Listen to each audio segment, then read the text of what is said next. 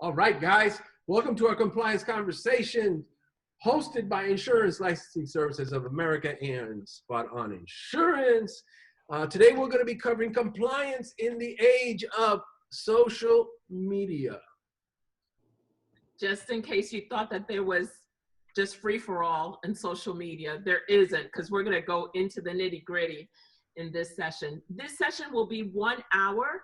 We'll stop right at the top of the hour. If you have a question, you can type in your questions on the Q&A section, and Joyce will be fielding those. Okay, our guest panelists are Joshua B. Lee, CEO, co-founder, StandOut Authority. Josh, take a bow. And Mike Willits, Director, Commercial Lines, Pacific Crest Independent Insurance. Raise that hand. Welcome, Mike. Welcome. Good afternoon, everybody. From our ILSA and Soy teams, we have Russ Foster, ILSA's General Manager, Christian Masonette, Spot On Insurance Manager, and our Chat Manager, Unique, is Joyce King, Quality Assurance Administrator. Killing it. So we are super excited to do this today. Joyce, we are going to be covering compliance in the age of social media. And not only are we going to be covering it from the insurance side, like the regulations that we have to abide by, but also from just the platforms themselves. Like a lot of platforms have restrictions that they impose. So we're going to be going into all of that today. So take it away, Joyce. All right. I think we should just pick up with the conversation we were having before we went live. Someone said don't. Got to be careful with that. I bet they would have loved to have said that one. Josh, did you say it's not a best practice to be on a Zoom call in your underwear? Don't stand up in front of the camera? The best practice would be not to stand up. You know, it's okay. I mean, we've been doing this online stuff. I have been for many years. So it's understand what you're wearing at all times, right? Absolutely. Also make sure what you have reflecting different parts of where you're at as well. Check your surroundings. That's good. Like that. You might have a kid running behind. There's certain things, you know, your significant other runs in. Always make sure they know if you're online, you're on social, you're recording video, be aware. Yes, indeed. As long as you're... I want to start off real quick with the top 10. Now, this is just from my own research. I hit the Google, and this is what I found. Top 10 business social media platforms. No surprise that number 1 is, of course, Facebook, followed immediately by Facebook Messenger. I'm just going to roll through these real quick, and then I want to just talk to you guys about the top 4 for insurance agents, since that's what we're focusing on today. So Facebook, Facebook Messenger, of course, Instagram, Pinterest. Didn't know that was a top 10 business social media. I go there to find craft ideas and what to cook for supper. Snapchat.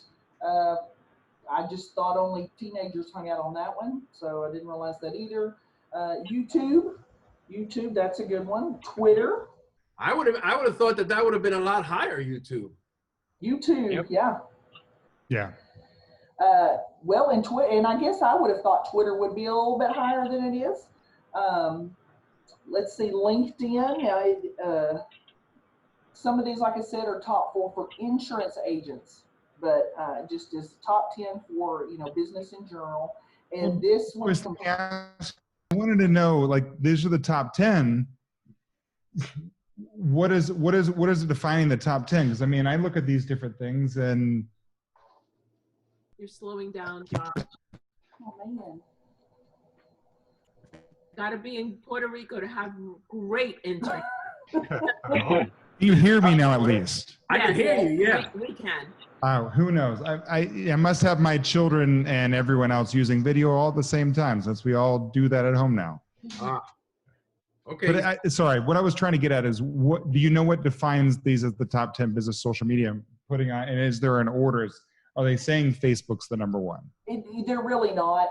When I went to Google, now it listed 1, 2, 3, 4. It did not have the numbers. It just listed them. Okay. So no, I'm not saying that they really are particular in that order. Okay. I always like to make sure, because I look at different stats, and as we look at it, I mean, I talk a lot about LinkedIn, and we'll go through some of that stuff today, but stats that I've seen when we talk about these different things, 80% of all B2B leads come from LinkedIn. While only 13% come from, sites like Twitter. And then Facebook right now, when you talk about B2B, only 7% of all B2B leads come from Facebook. So, I always want to make sure that perspective's in there. I'm sure leads come from all of them. But as we're talking about today, like which ones do we want to use, especially for business, and which ones are going to be able to get the most opportunity. And if you're doing that, let's make sure you're doing it right. Right, absolutely. Well, and the reason I wanted to bring up these, quote unquote top 10 is so that we can get into those top 4 for insurance agencies. The last 2 real quick, and I'm telling you, this one took me by surprise completely, is TikTok for business. TikTok. Anybody see that coming? Because I didn't. I don't think I've seen a tick or a talk. I don't know anything. I don't like it. Well, Antonio Torres raised his hand saying yes to that. TikTok, really. And then the last one, Yelp. I thought that was Yellow Pages. So, okay. Mike and Josh, so, that is where I want to go next is let's talk about the top 4 for insurance agents and agencies, and the same reference that I used for these top 10, and this could be some old information. I'm not sure. I don't remember what date this was published. When I Googled it, it was one of the top answers that came up. But Facebook, Insta, YouTube, and LinkedIn are definitely top 4 for insurance agents and agencies. So if we could just expound on that a little bit. Josh, I know you've got a lot to talk about on LinkedIn. Yeah, of course. I mean, I can definitely talk about the different platforms that are going in. I mean, I saw a question, that kind of came through on the chat, right? Which is, a lot of people still see LinkedIn as a resume set. I think that's one of the biggest factors that really separates that out is people do see it that way, and they don't realize like companies like Microsoft purchased them for $2.46 billion cash a couple of years ago. One of their largest cash purchases, and honestly, one of their highest returns they've done on an investment. So they're putting a lot of time and effort and energy into being able to connect those. Like you look at TikTok, right? I go on there to learn my new dance. I mean, a lot of times with Facebook, we'll go there to lose yourself in someone else's life. The amazing thing about LinkedIn is you can actually go there.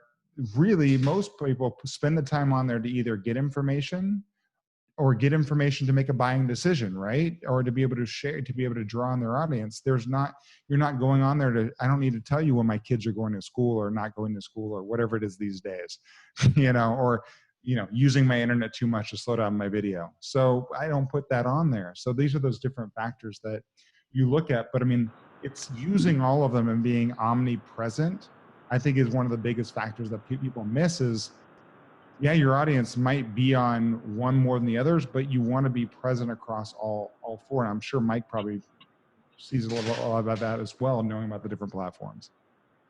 Yeah, I would just echo that. For us, Facebook Marketplace has been a game changer. We've got a number of agents that use that to communicate with their clients, reach out, share ideas, and also obviously share the product, right? What it is we do in insurance. So yeah, I think you do need to be visible across all the platforms, and be able to connect with your clients how they want to connect. And today that's through social media. That's how we do it, how we connect with our clients, how they ask us questions. They feel comfortable recommending another agent or who they use as their agent through social media. So definitely, I think obviously Facebook is extremely powerful, in addition to what they do on LinkedIn. Yeah. Interesting, because I had never even thought of Facebook Marketplace as a place that insurance agents are in that space. I didn't even, and wow, that's interesting. Yeah, it sure is. We've got one particular agent over in the Portland, Vancouver, Washington area that really specializes in that, and she's a member of some mommy groups, and they exchange ideas with homeschool and the COVID situation we're in right now. It's been great. It's been a great source of leads, and also developing relationships there. So definitely, and that's saying nothing of groups, right? You want to be a part of the local community. And so Facebook is ideal, and it's massive. Yeah, it's massive. So Definitely. All right. Real quickly, I want to, and this could be old information too, I don't know, see if what you guys think about this. The average lifespan of some sort of social engagement, such as a tweet. My research says a tweet is pretty good for about 18 minutes, and then phew, it's going to fall off. That sound about right? Social media. I think a lot of posts these days. I mean, look, we're not in the world of content's king anymore. There's so much content. Content's not king. Quality is king. And I mean, because you can do a post, and I mean, in 2 seconds, if it doesn't hit the right audience, it's buried, because everyone is online more than ever in our history. And everyone's trying to be an expert. Everyone's trying to get a client. Everything they're doing. We don't have the in-person that we used to anymore. So there's so much information. So it's really hard to tell how long something lives. Now, I can tell you from my experience on LinkedIn that I'll get posts that, because the way the platform's built, they live a lot longer than any other platform I've seen. I'll get engagement. I got an engagement yesterday on a story it's an article that I posted on LinkedIn from 3 years ago. So, and it's still there active live. I mean, I get engagement on posts from a month ago. Yeah. Because once someone goes in, because the way that it sets up too, people will go in and look at your profile. So there's different pieces that go in. I mean, tweets are they're short, they're sweet, to the point, and I think that they live that long as the same point. It depends on. Here's the thing, and Mike, you talk about this as well. Where's your audience? You know, where are they spending their time, and what are they spending their time doing on that platform? And that's how long it will really last. If they're on there all day 24/7, yeah, you possibly can get, and it'll probably last longer. If they're not, they spend less time on there. You've got to make sure you hit them when exactly they are on. And you need to know when they're on. Are they in the mornings? Are they in the afternoons? Are they on when they're after work? Whatever it might be. Well, that's for sure. And well, I mean, like YouTube, we use YouTube for internal training, and so that tends to live a bit longer as long as the content is relevant. Say it's talking about a certain carrier that we're working with or a coverage. We will house that on our intranet and share that internally with our internal partners. And so I guess it just depends on the platform, right? I mean, I think Twitter it's there and gone. YouTube and LinkedIn, the articles are going to live a lot longer in terms of viability. I think, across all boards, I think those two are, Mike, like you said, those are probably the two that'll live the longest, just on my experience alone. Unless you get tagged or someone on a Facebook, they make a post and they put your name in it, and then it brings your point to attention, because they can get lost. I think you both just echoed exactly kind of what I had found in the research, that the tweet being just there and gone, and like you mentioned, the YouTube videos, they're there for quite a while. Yeah. One thing that does live forever, and I don't know if we're going to touch on this, is if you're applying for a job, some misbehavior you did back a few years back, it's still there. And as our agents hire folks, some creative activity that has happened in the past that we think that is gone, guess what, friends? It's still there. Yeah. And it's still there, and it'll be looked at. We do that kind of background on folks that we hire internally. So know that although you think it's there for a few moments, it lives on somewhere, right, in the ether. Well, that's the same thing, Mike, right? Like, how many of us here created a MySpace account back in the day? Did anyone actually go back and delete it? Probably not. MySpace is still around. It's still one of the biggest platforms on the music side. Justin Timberlake went out and purchased half of it. So realize when companies are going in, it's very potential that you might have an account that's out there that you created on some social media platform. So when companies are going and looking things, they will go back in and search, like Mike's talking about. When you talk about things that last longer, even more so like on LinkedIn, now let me ask you, y'all are the experts in this more so than I, especially for insurance agents, because I've worked with on the financial side, they're not allowed to get recommendations. Are insurance agents allowed to get recommendations on LinkedIn? Does anyone know within your industry? Yeah, one of the key differences between the financial side, FINRA, and the national regulators is, insurance is regulated by the state, and so it really depends on your given state what the rules are. Some places, like our friends in California and New York, are much more careful and much more rigorous in terms of the questions that they ask. And so compliance is, on the insurance side, is different by state, is what we've found. Okay, because I was just going to ask, because I mean, that's one thing, like Mike, you're talking about living for a long time, like past things that you've done negatively, well, positively too. Like I love on LinkedIn, if you are allowed, and this is where you need to be able to understand if you can get these or not, recommendations on LinkedIn can stand the test of time. I have recommendations from 2005 that someone wrote about me that spoke of the high work that I was able to do, and people can see that over the years that live on my profile that show that I have consistently been a positive influencer, added value, or done great work over time. And that right there will last longer than any other like post ever would. And comparably, when someone goes, "Hey, Mike, going for a new job, or I need a recommendation. Can you jump on a call real quick?" Well, you do that out of sight, out of mind. We've all done that before. So that's kind of where those different pieces, and that's why I was asking y'all, like, I wasn't 100% sure based on your industry of that, but if it is allowed, 100% always look for those kind of recommendations, especially on that platform. So this is actually one of the first webinars that we have where we don't have a regulator on the webinar with us. But a couple of webinars ago, we had John Hayworth from the Washington Insurance Commissioner. And that was an eye-opener when he told us that he will check tweets to see what some of the agents are doing. And he was able to actually call out a particular agent on something that he did. And the agent was just couldn't believe that John realized that it was him that was doing it. And it was incredible that they are actually checking the social media platforms for the activities that agents are posting. Not all of them, but he certainly is. Yeah. And he's on a couple of the NAIC committees, so he has connections. He's talking to all the regulators.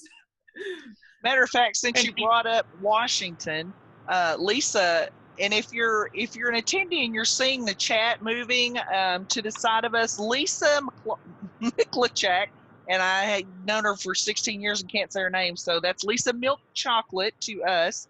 She is our marketing guru, our marketing manager here at ILSA. So she is filling the chat feed up with all kinds of goodies for you guys to read.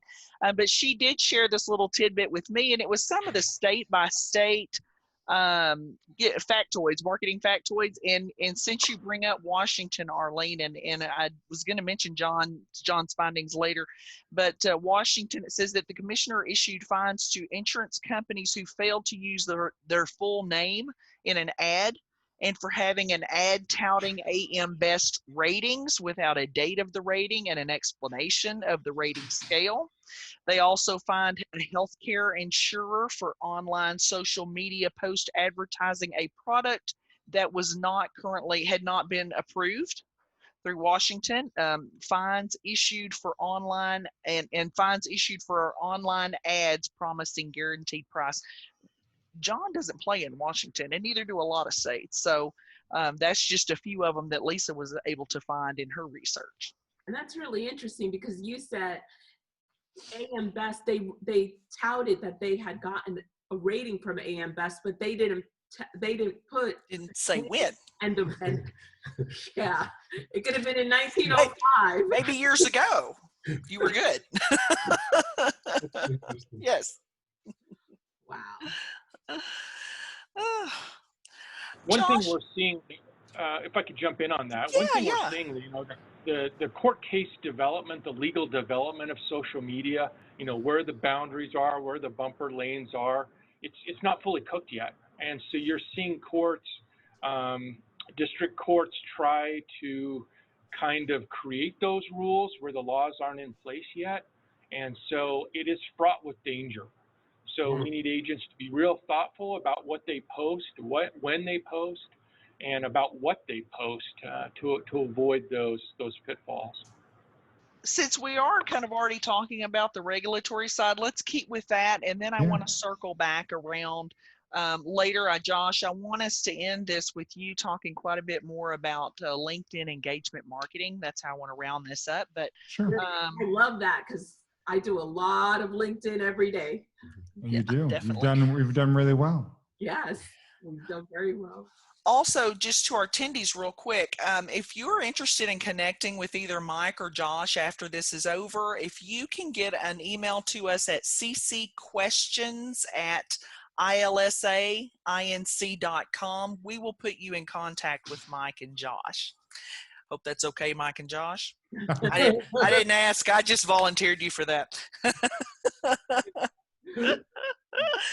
So let's talk real quick about why social media policies are important, and then a little bit about what should be included in a social media policy. Yeah. Mike, I'll let you take you want to take a Yeah, shot?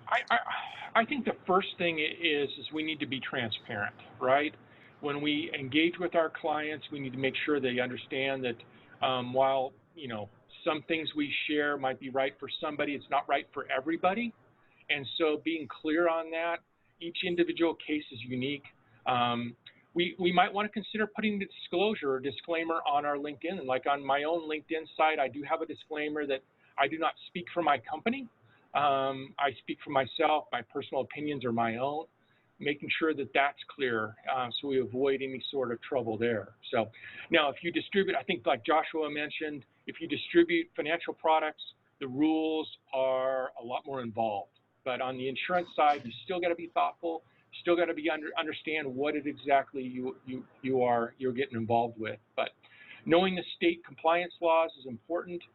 Privacy is a real critical issue. And you know, in preparation for this, I was looking at a couple court cases, and it looks like there was a $1.5 million verdict due to a social media post. It was a HIPAA violation, sharing something that they should not have. And where I come from, 1.5 is a lot of money. And so agents in particular have got to be really, really careful on the sensitive data. And we all know agents collect a lot of information, right? Social security numbers, identifying addresses, names, kids, all of that. We've got to be very, very careful what we share on our social media space. Does that make sense? Absolutely.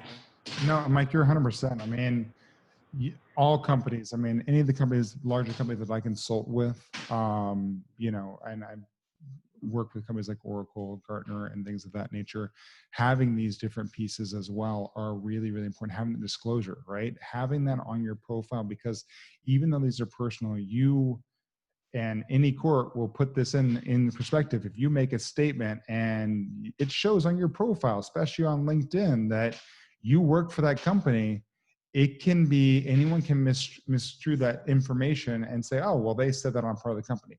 Having disclosure is key, but that's not just the only thing that you need to be able to do. As companies, you have to be able to set up rules and regulations across certain platforms. If that person represents anywhere within that social, if it's Facebook and they say they work for a certain company, that you need to be able to have understanding of what they do, because you are liable as a company.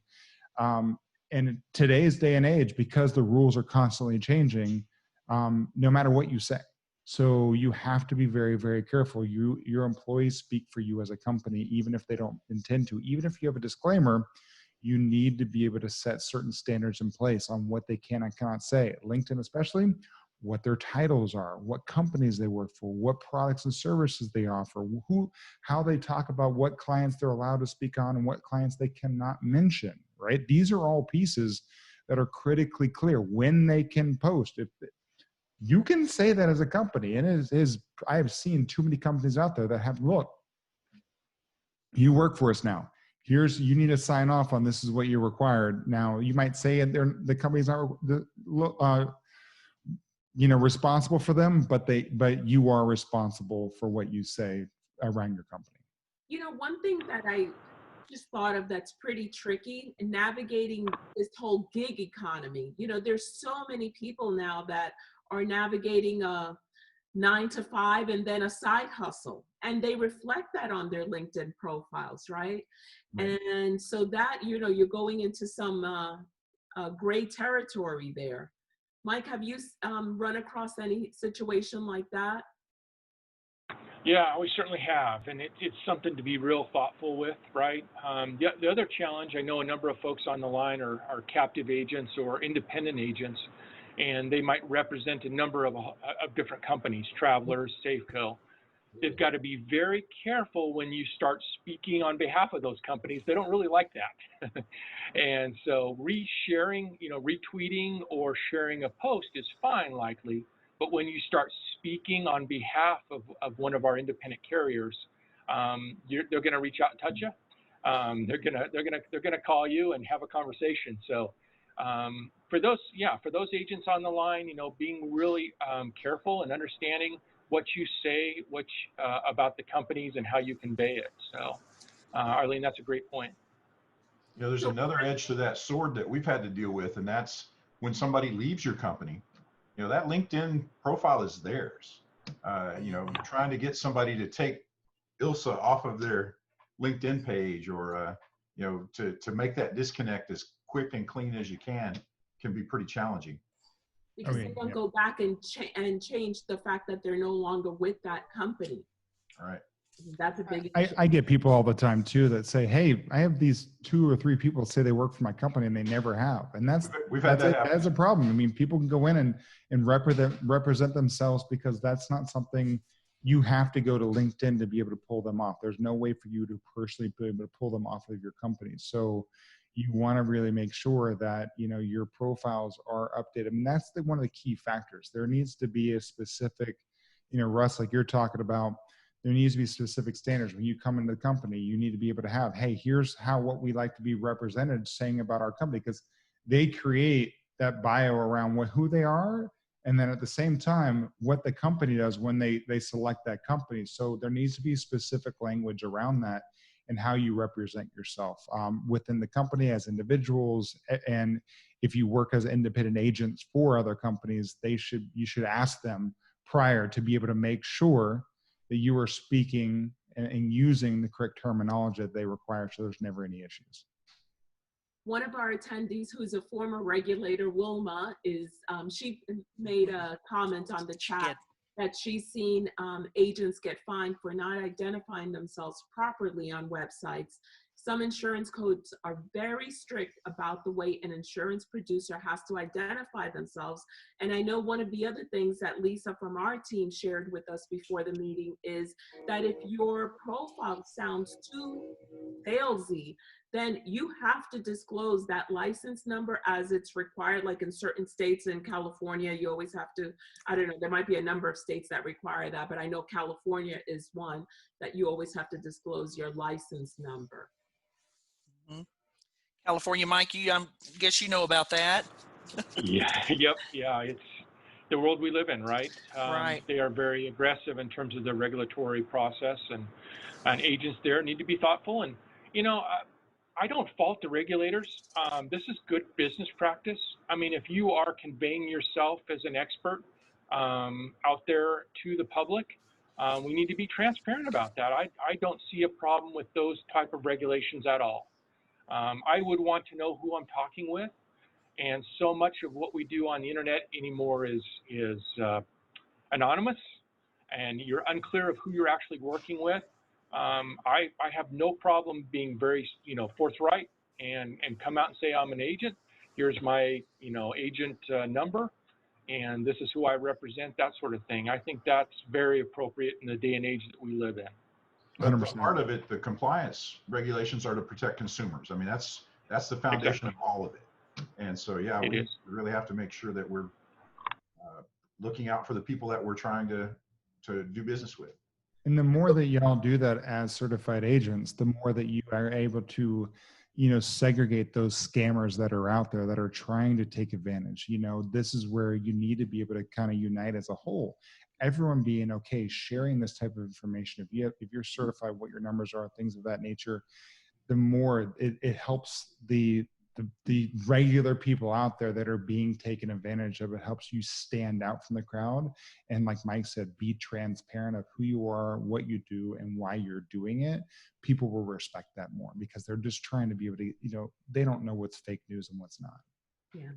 So Joyce, actually, right before we go to the next question, I do want to share one of the resources that we have on our website, because we have a lot of new attendees today. We have over 50 attendees, is our regulatory bulletins. Russ, if you could just share that resource, since we're talking about all of these updates. And I know a lot have been generated also because of COVID-19. So just want to make sure that people know where they can find these. And in fact, talking about the COVID-19 aspect, first of all, this is our ILSA Inc., our corporate website. And on our resource page, we have our team led by Lisa Milk Chocolate, who keep these current. I got spanked this morning. I was told that I cannot say anymore that we get these on our website before the state does, because there's a lot. So, but we have in the past been able to get them up there faster than the state does. So if you want current information about what's going on in your state, and as Arleen pointed out, a lot of that has to do with COVID. Some of it has to do with availability of the personnel at the states, but some of it has to do with changes in regulations or changes in situations or conditions. All the state bulletins are on this resource page. You can bookmark it. You can search by topic. You can search by state. Everything's tagged, so you can use that. We were talking about Washington earlier. I don't see any Washingtons on the first page, but there's a New Mexico one there. Again, talking about procedures for COVID-19 testing. So these are timely, they're important. If you're in that state or if you're doing business in that state, this is a great resource for you to be able to find out what's going on with the departments of insurance. Another thing, if you want to get more general information or actually more specific information, on our resource page, we have the state regulators' contact information. This would be another great page to bookmark. All this is free. We put this out here for all the folks in our industry to be able to use to quickly navigate whatever they need to navigate. So we are in Texas, and Josh is in Texas, so I'm going to click on Texas. Here we have the Department of Insurance contacts. You can link directly to the state website, or because they have the licensee search feature, click on that. That'll take you right to the licensee search. Department of Revenue, Texas Comptroller, Secretary of State also has a business entity search. You can go straight to that, and Surplus Lines Association if you're working in surplus or excess lines. So these are out there. They're free. They're for everybody to use. And we keep this stuff current so that you can trust it. And that's just what we do. Russ, that's awesome. I mean, these days it's so needed now more than ever, because we're in a world that's constantly evolving faster than ever before online. People are more online, and these rules and these regulations weren't always there, and they're constantly shifting because they're trying to learn as fast as it's happening, and it is happening faster than they can actually learn or put regulations into effect. So sometimes a regulation, what was one day might be different the next. So especially no matter what your industry, and stay current, stay aware, and use resources like you just showed right there to be able to make sure you're always, because why risk it, right? I mean, this is the biggest thing. And I'm not a paid endorser, so let me give that caveat. Insurance is one of the most heavily regulated industries out there. I think it's us and booze, right? The two top. It's a great resource that I use to go and especially we do business in a number of states across the fruited plain, and it's a great way, concise place to go and get the information. So it is very helpful. Good to hear. There is one thing I wanted to weigh in before we go to the next question, and that's documenting the conversations we have on social media. One of our requirements here at Pacific Crest, we want each agent, each conversation about coverage or product or price to be documented in our systems. And when we have a Snapchat, when we have a TikTok, I don't know if we're going to dance or sing or what have you, but that needs to be captured in some way, shape, or form and be attached to that client file digitally. So I think it's just important that we burn that bridge right now. Every conversation we have on coverage, on price, on their needs analysis, that's got to be documented somewhere, out of social media into that client file somewhere. Joyce, are you sure 1 hour is enough for this? No. I'm getting the sense that we can do another hour of this. I mean, that was something I didn't even consider, that every single piece of the communication, no matter how, should be in the file. I mean, obviously that makes sense, but it's just something I never thought about before.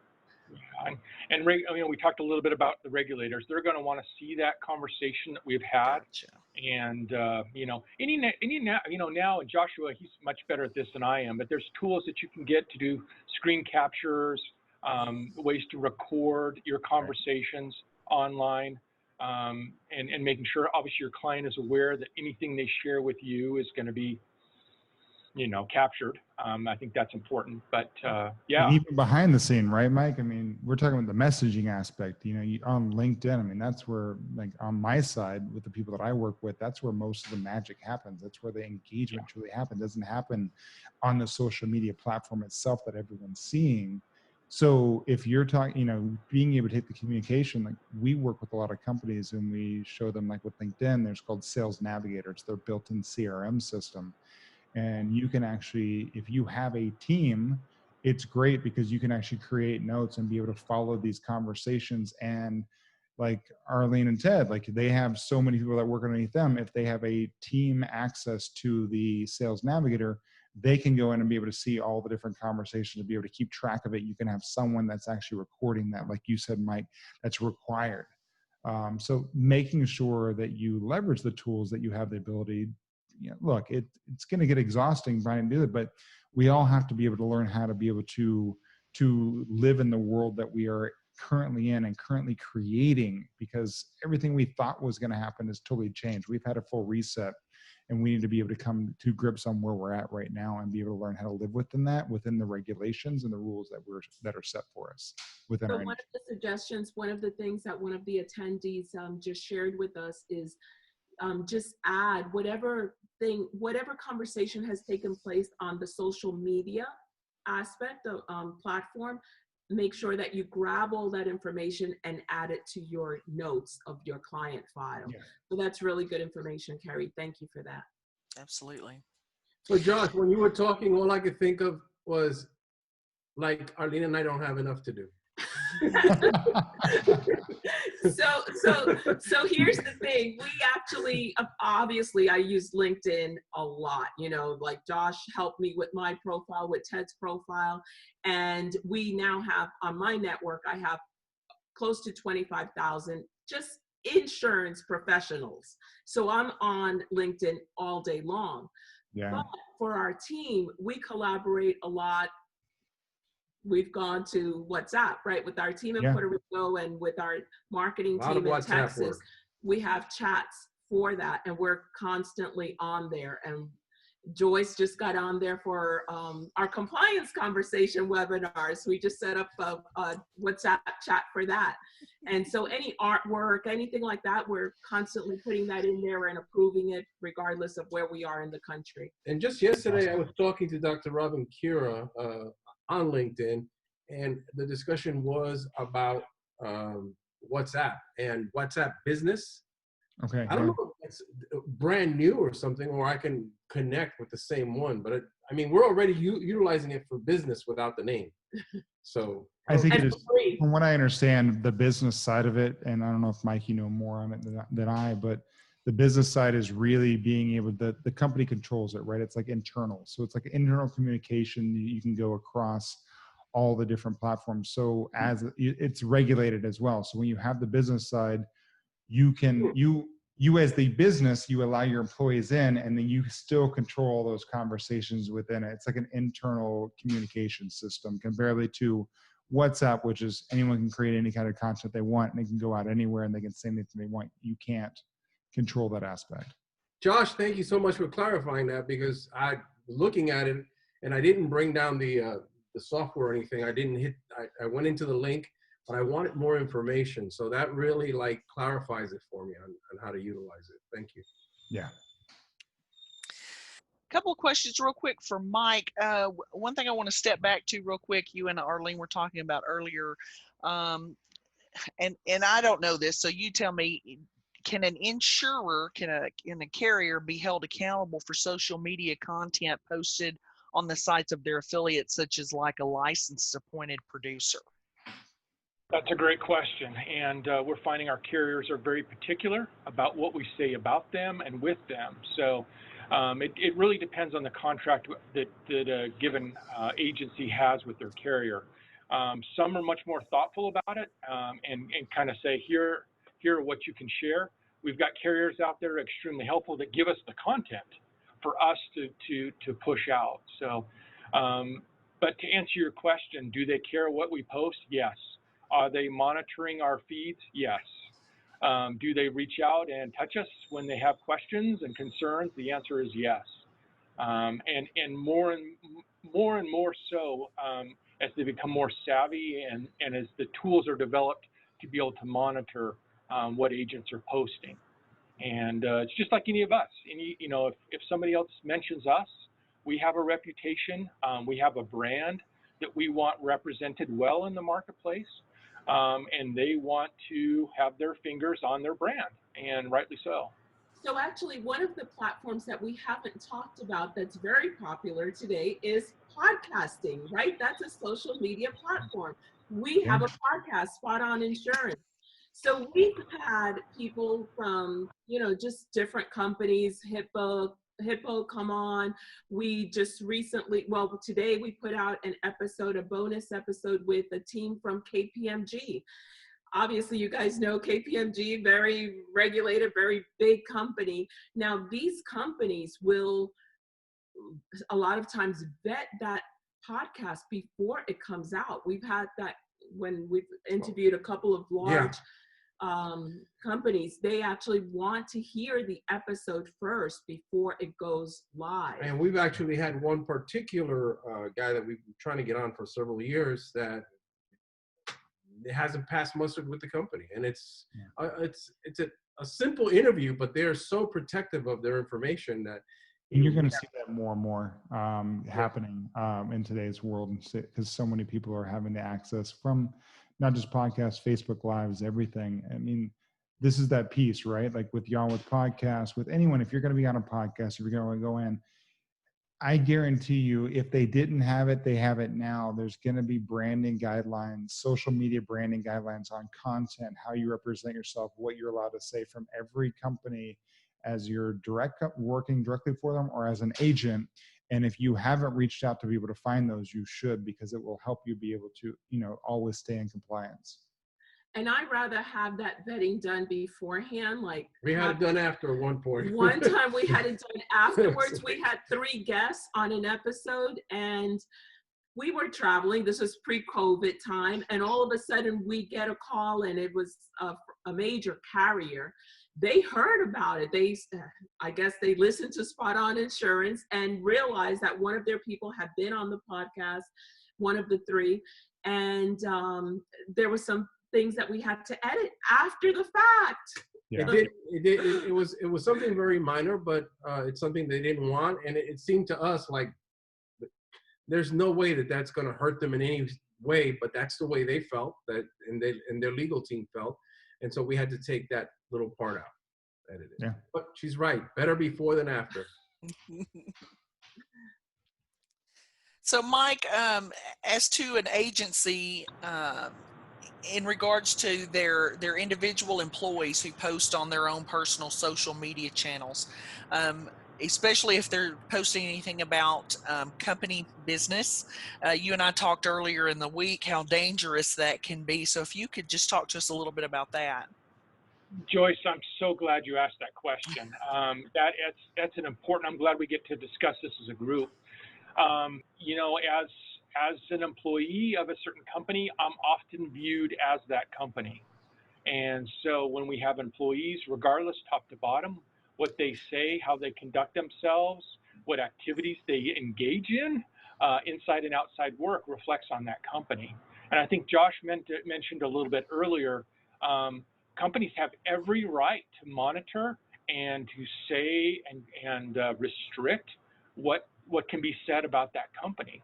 Yeah. You know, we all know Twitter doesn't shut down at 5 o'clock, right? It's 24 hours. Things can go viral very, very quickly, and we can lose control of a message that we don't want shared.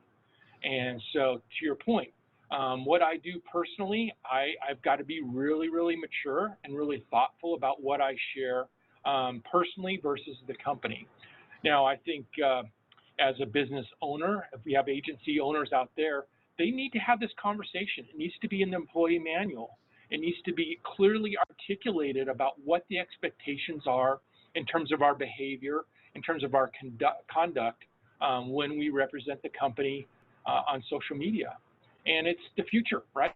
People probably a lot of those aren't in there, right, Mike? I mean, you look at most manuals of bringing on an employee. Insurance industry has been around forever. So I guarantee you probably a lot of these employee handbooks, and they're probably using the ones from 10 years ago, and they might not have social media etiquette and what you're allowed to do and what you're not supposed to do. And yeah, you're exactly right. And I get asked questions about personal insurance for my friends, family, and contacts at all hours of the day on all social media platforms. And so I've got to be very thoughtful about how I respond and when and where and that sort of thing. So it's a great question. It's hard. I'm still learning. I guess the industry's still learning about how we separate insurance, Mike, from outside on the weekends, Mike, which is, you know, a different behavior and a different expectation. So we're still learning, right? But it's the world we live in, and we got to adjust and innovate. One of the things that I think people aren't thinking about these days, which I really, really think about, and as we worry about drinking and driving, but drinking and getting on social media can be just as dangerous. And I say that very seriously, because I will take a glass of wine. If I drink a glass of wine, I will not get on my phone on social media, because you got a couple of drinks and you loosen up, and all of a sudden, a little loose. Yeah, all of a sudden you let loose on some things you didn't mean to, and it could be for a company as an agent, it could be a disaster for you. Yeah. Yeah, if all your clients suddenly find out you love everybody.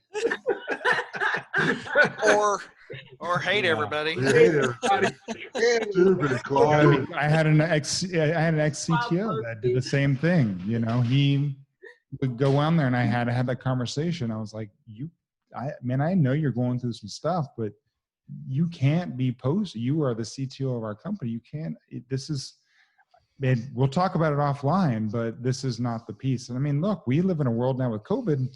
It used to be, man, Friday, I can't wait till 5 o'clock. People are like, is it noon yet? I've got nothing better to do. So it's even more so. Be cognizant of what you're doing. One of the things that our good friend Dennis Logan just posted on the chat is cyber policies should include media liability, which can help with defense and indemnity in the event of drinking and tweeting. And one of the things, besides of just what we post, it's also what we like. And I don't think people realize that when we retweet something or we like another post, and it's something that's say politically charged or is in a different realm, and we do that on our company Facebook site or our company LinkedIn site, others can see that, what type of things we are liking. Just hitting the like button can cause trouble.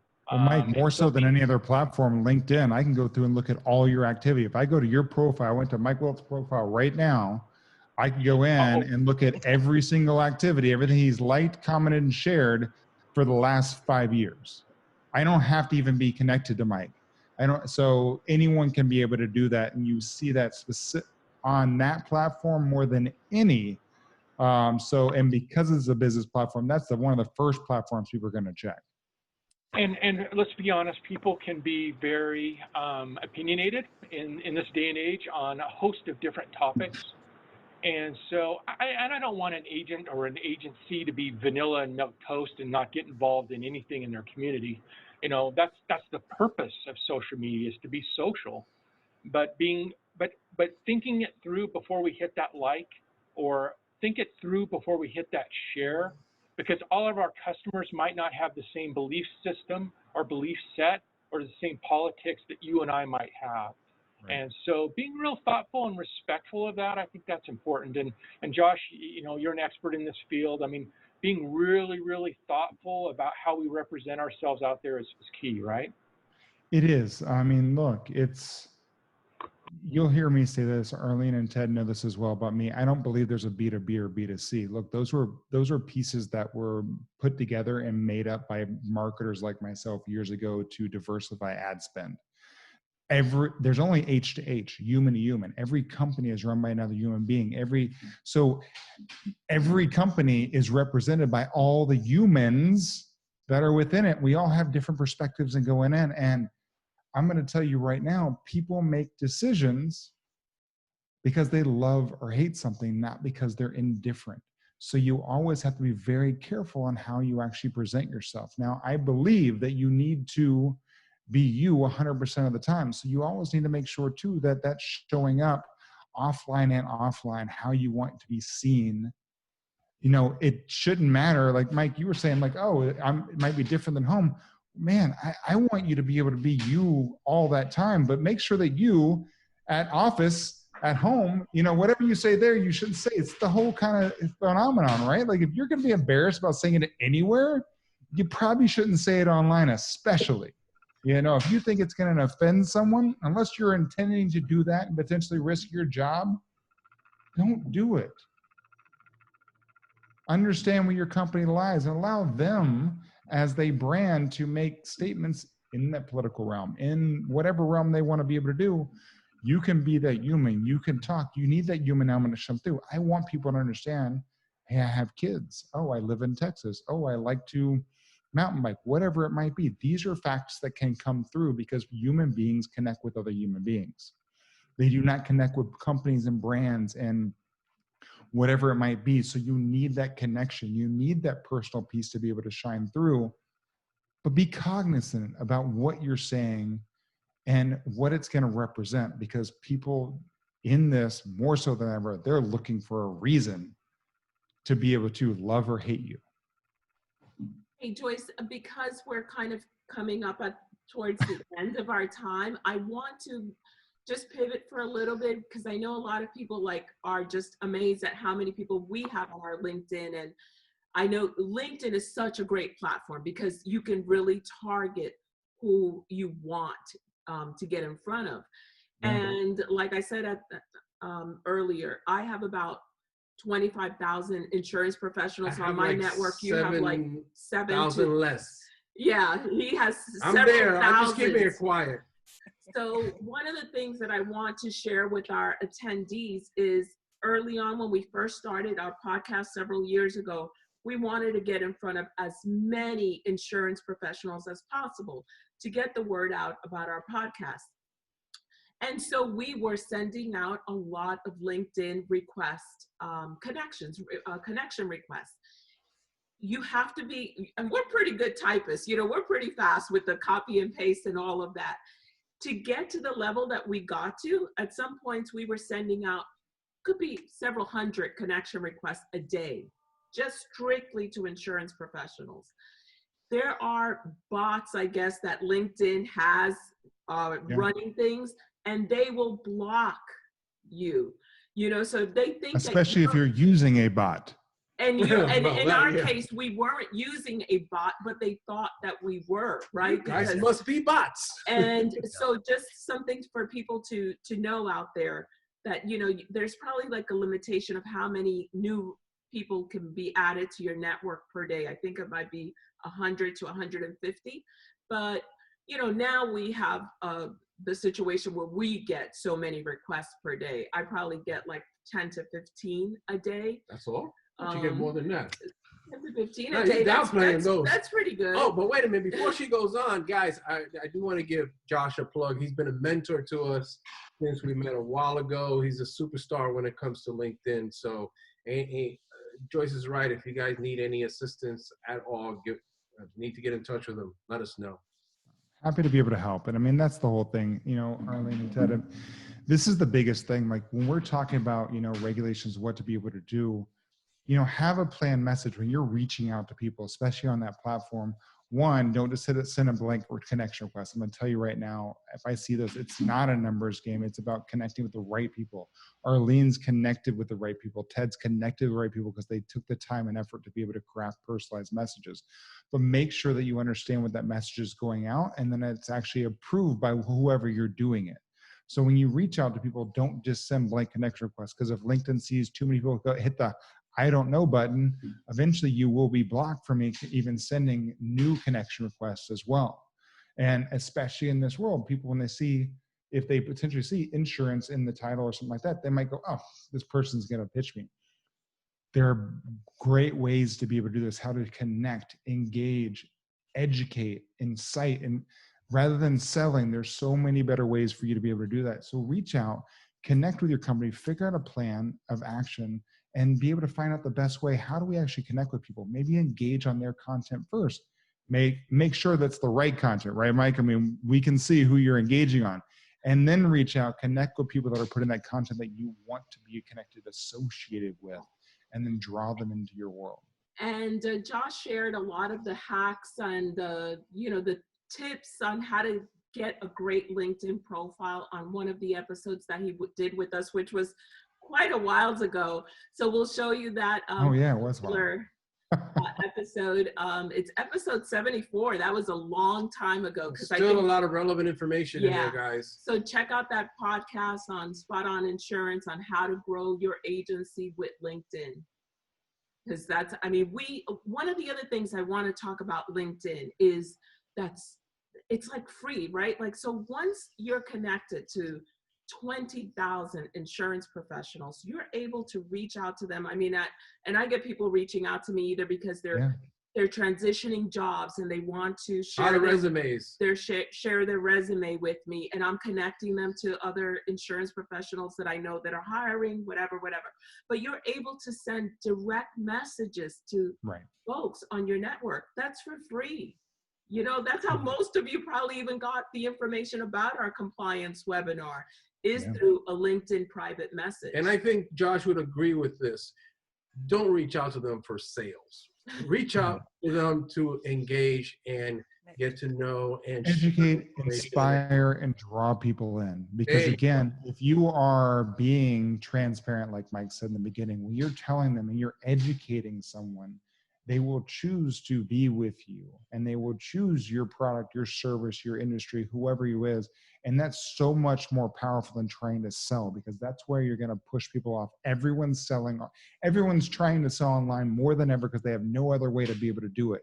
Be different, be better than that, and then understand, again, what you're allowed to do and how you can do it. And then, man, there's so much power, especially on that platform where you don't have to spend the money to advertise like other platforms. They do highlight the people that are doing these things the right way on LinkedIn and give you that organic reach that you're not going to get anywhere else. And I wanted to just say that the reason that we started having these compliance sessions was because of a selfish thing with me. I wanted to see people, I wanted to connect with people. And so this started when the whole COVID lockdown, and it's been great. Just, you know, a great resource for people and just to connect with the industry since we're not able to travel to conferences. Hey guys, we have 2 minutes left and I have not gotten through all of my questions that I had for you guys. So we're going to be holding another one. I think it's safe to say we will have a part 2. I need y'all to come back. We need to finish going through this. We had a lot of engagement from the attendees. In fact, I have one question in the Q&A. Josh, I wanted to give you a lot more time to talk more LinkedIn. Mike, we wanted to hear more about the work you're doing with your alliance and the help that you give to the agents on their social media. So let's plan for a part 2 in yeah. you know, 3 weeks, 4 weeks, something like that. I'll get it on the And I did see that question come through, Joyce. Yes. It looks like, should you accept every LinkedIn request? I would say no. I don't play. If someone sends me a blank connection request, like if you're going to connect with me on LinkedIn after, because I share tons of information every day, how to be able to use that platform the right way and to be able to get massive opportunity, send me and say, hey, I saw you with, you know, with Ted and Arleen. I saw you with Mike. You know, I really love this, or I liked your picture in the background, or, you know, Ted's got the best hair out of everyone on that show, and I wanted to make sure I connected with you. Give me something, right? Give me a reason. But that's the whole piece, right? Don't connect. Don't take these different pieces. Be intentional. That platform, yes, you can have a lot of connections, but you can really connect with the right people and use it to leverage, and you have massive opportunity come your way. It's not a numbers game. It's about quality over quantity. Yes. Awesome. That's great.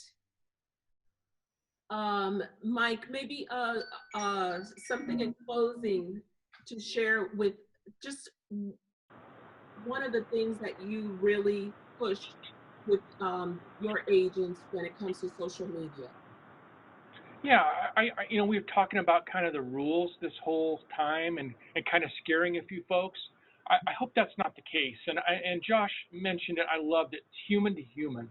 And so my parting shot was get engaged. This is how people want to engage now, right? Especially with COVID. Don't be afraid of reaching out. Introduce yourself to people, to decision makers, to prospects, and forge those relationships. I'm going to say one last thing. Remember this formula 80-20. Share 80 to receive 20.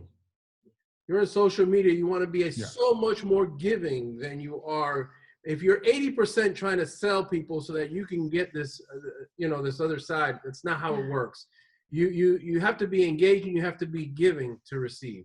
Thank you, Leslie. She said this was great and she can't wait for part 2.